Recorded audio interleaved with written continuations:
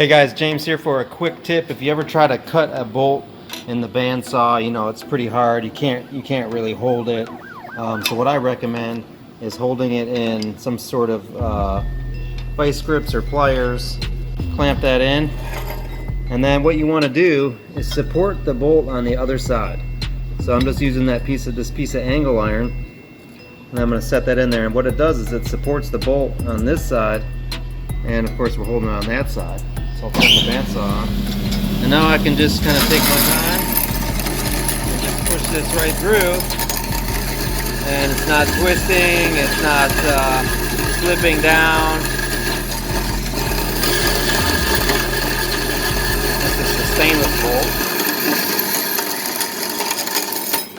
Boom. And there you got it. A bolt cut to the length you need. So I'll just go clean that up real quick on the belt sander, put a little bevel on there, and it'll be good to go. Peace out.